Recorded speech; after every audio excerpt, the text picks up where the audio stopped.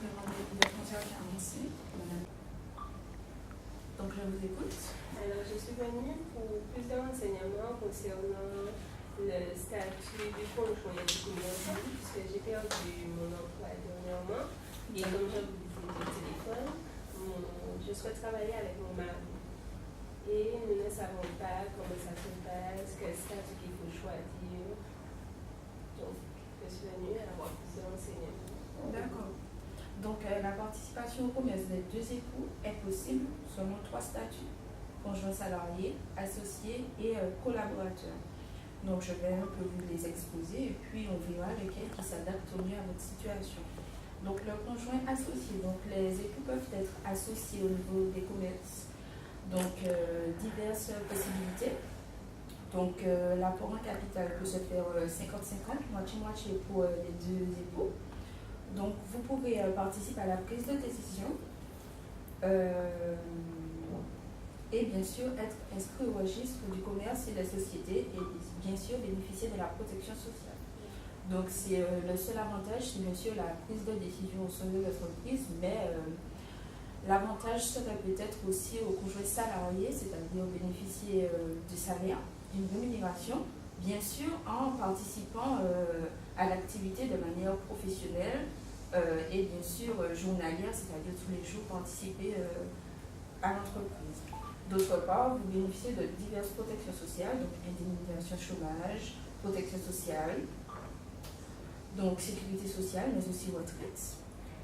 Inconvénient, c'est que c'est très coûteux pour l'entreprise, puisque les charges salariales, mais aussi les charges patronales. D'autant plus que, bien sûr, c'est un choix qui reste minoritaire au sein des choix à faire, puisque bon, cela peut créer des conflits entre le couple. Bon, au niveau du conjoint collaborateur, il y a beaucoup de démarches à faire, donc s'inscrire au registre du commerce et des sociétés.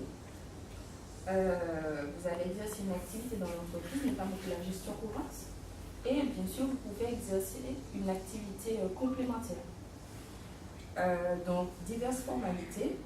Donc, l'électeur y être éligible. Donc, vous aurez avoir reçu un mandat pour le chef d'entreprise et bien sûr exercer les actes de gestion courante, mais aussi quelques actes d'administration. Donc, vous bénéficiez aussi de la protection sociale en matière de vieillesse et de maladie et bien sûr de caisse à laquelle le commerçant a adhéré. Donc, je vous ai exposé à peu près les 3 critères, bien sûr, de statut: salarié, conjoint, associé et collaborateur. Donc, pensez-vous que votre mari serait apte pour une collaboration ou alors être associé, parce que salarié, ça relève beaucoup de charges. Étant donné qu'on n'a pas un chiffre d'affaires trop important, voilà, c'est ça. Pour la difficulté financière. Parce que les charges salariales seraient beaucoup trop élevées. Il optera plus pour l'associé si je reçois une part du chiffre d'affaires. Oui, bien sûr, puisque c'est l'apport au capital, donc c'est déjà le capital de l'entreprise qui sera divisé en 2, 50-50. Le collaborateur, comme vous m'avez dit, ne reçoit pas. Non, le collaborateur ne reçoit pas de salaire puisqu'il est juste avoir reçu un mandat pour exploiter les charges, la gestion courante, mais pas plus.